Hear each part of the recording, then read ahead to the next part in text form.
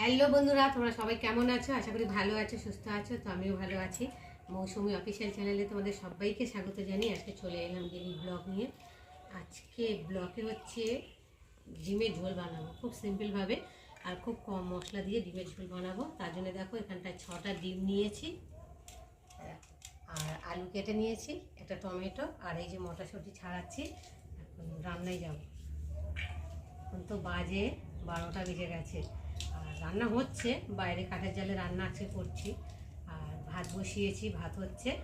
ভাত হয়ে গেলে তারপর আমি রান্নায় যাব, ডিমের ঝোলের রেসিপি তোমাদের সাথে। তো দেখো বন্ধুরা, মটরশুঁটি ছাড়িয়ে চলে এলাম রান্নায়। ভাতটাও হয়ে গেছে আর এখন এরকম বাঁধাকপি চচ্চড়ি বসিয়েছি, মটরশুঁটি আলু দিয়ে নিরামিষই করছি।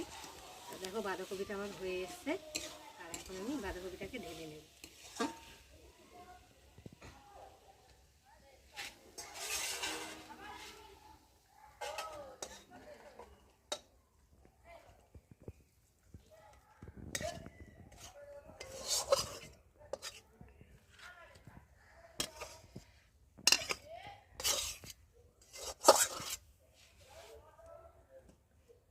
নিয়ে আর এখন কড়াতে জল দেবো, দিয়ে কড়াটা একটু ধুয়ে নেব।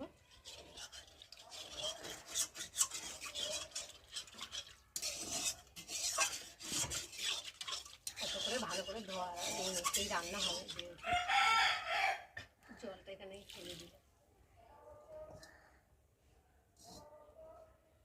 আর এখন জল দেবো।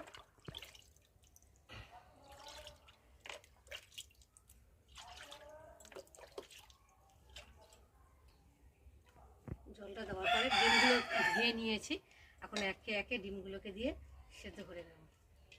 আর ডিমের মধ্যে আমি আলু দেবো না, আলুটা আলাদা ভেজে রান্না করবো, না হলে তো কোনো টেস্ট লাগে না সেদ্ধ করে নিলে ডিমের সঙ্গে আলু। যেটা আলাদা সেদ্ধ করে নিই আগে ডিমটা। তো চলো, আর এখানে এই যে বাঁধাকপি চচ্চড়ি হয়ে গেছে, বাঁধাকপির চচ্চড়িটা রেখে দেবো, দিয়ে তারপর ডিমের তরকারি দেবো। ডিমগুলোকে সেদ্ধ করে নিয়েছি, নিয়ে ছাড়িয়ে নিয়েছি, নিয়ে আর এখন কড়াতে তেল দিয়েছি। আর এখন আমি ডিমগুলোকে ফার্স্টে ভেজে নেব। তার আগে আমি একটু অল্প করে নুন দেব, নুন দিলে তো মানে ফাটবে না।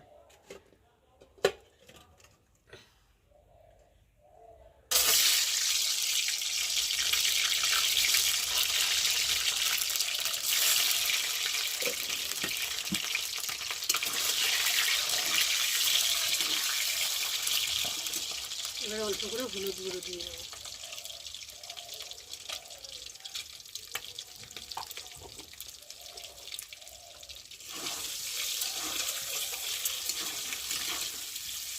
দিয়ে ডিমগুলোকে ভেজে নেব।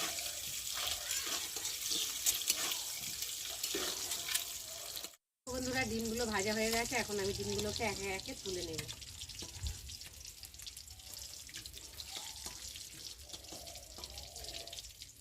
দেখো কড়াতে অনেকটা তেল আছে, আর তেল দেবো না, ওই তেলের মধ্যে আমি এখন দিয়ে দেবো গোটা জিরে আর দিয়ে দেবো তেজপাতা, দিয়ে একটু ভালো করে ভেজে নেব।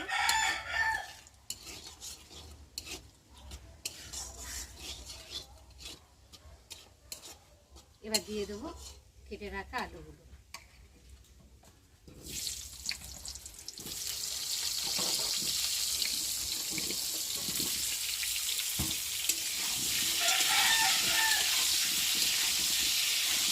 আলুগুলোকে একটু লাল লাল করে ভেজে নেব। তো দেখো বন্ধুরা, আলুটা ভাজা ভাজা হয়ে এসেছে আর এখন আমি দিয়ে দেবো পরিমাণ মতো নুন, দিয়ে দেবো হলুদ গুঁড়ো আর দিয়ে দেবো আদা বাটা, জিরে বাটা, রসুন বাটা অল্প করেই দিয়েছি, আর একটা টমেটো কুচি, আর দিয়ে দেবো একটু গুঁড়ো লঙ্কা। দিয়ে আলুর সাথে মশলাটা ভালোভাবে কষিয়ে নেবো, যতক্ষণ না একটা মশলার কাঁচা গন্ধ যাবে ততক্ষণ আমি কষাতেই থাকবো। আর যত কষাবে যে কোনো জিনিস তত টেস্ট হবে।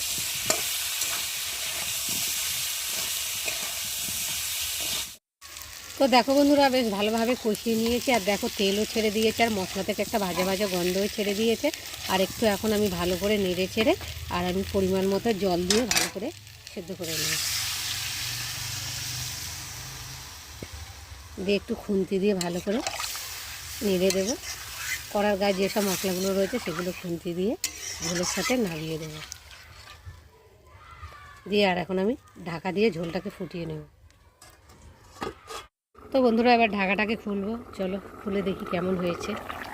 তো দেখো ঝোল তো টকবক করে ফুটছে আর কালারটাও কিন্তু খুব সুন্দর হয়েছে। যেহেতু বাইরে রান্না করছি তো তেমন খুব একটা ভালো লাগছে না, যদিও কেননা রোদ পড়ছে। আর এই দেখো এখন আমি আলুটাকে নেড়ে দেবো। দেওয়ার পরে এখন আমি ডিমগুলোকে ঢেলে দেবো, দিয়ে আর এখন ঢাকা দিয়ে আর একটু ফুটিয়ে নেব।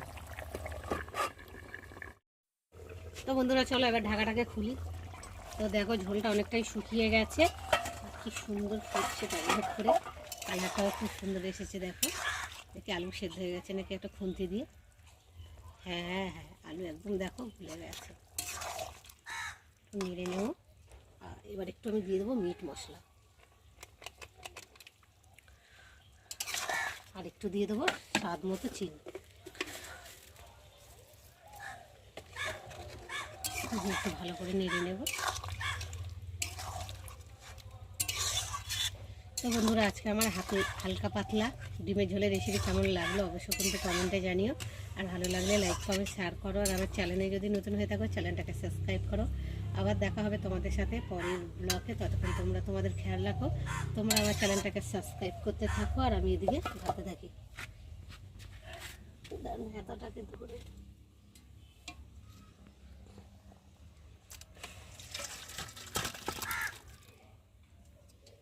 বন্ধুরা রান্না সেরে চান টান করে ঠাকুর পুজো দিয়ে খেতে বসবো, তো ভাবলাম তোমাদের সঙ্গে একবার শেয়ার করি। তো চলো ফার্স্টে দেখো এখানে ভাত বসিয়েছি, ভাত হয়ে গেছে গ্যাসে। তো লাস্টে ভাতটা করেছি, তো দেখো এখনো সিটি পড়েনি। তো ততক্ষণ তোমাদের সাথে শেয়ার করি কী রান্না হয়েছে। তো এখানটায় দেখো রয়েছে পেঁপে দিয়ে ডাল, মুসুরি ডাল, বেশ গাঢ় গাঢ় করে করেছি। আর এখানটা রয়েছে বাঁধাকপি আলু মটরশুঁটি দিয়ে একটা চচ্চড়ি, নিরামিষ করেছি। অন্য সময় মাছ দিয়ে করি, চিংড়ি মাছটা দিয়ে আছে নিরামিষ। আর এখানটা রয়েছে ডিমের ঝোলের রেসিপি, তোমাদের সাথে শেয়ার করেছি। কেমন হয়েছে তোমরা কিন্তু অবশ্যই জানিও। আর রয়েছে এখানটায় টক দই। আর এখানটা রয়েছে গতকালকে চাটনি ছিল সেটুকু রয়েছে, ওই দিয়ে আজকে হয়ে যাবে। তো বন্ধুরা আজকে আমার দুপুরের মেনু কেমন হয়েছে তোমরা কিন্তু অবশ্যই কমেন্ট করবে। আর ভালো লাগলে লাইক কমেন্ট শেয়ার করো। আর আমার চ্যানেলে যদি নতুন হয়ে থাকো চ্যানেলটাকে সাবস্ক্রাইব করো। আবার দেখা হবে তোমাদের সাথে পরের ব্লগে। ততক্ষণ তোমরা তোমাদের খেয়াল রাখো। তোমরা আমার চ্যানেলটাকে সাবস্ক্রাইব করতে থাকো আর আমি এদিকে খেতে বসি। চলো টাটা।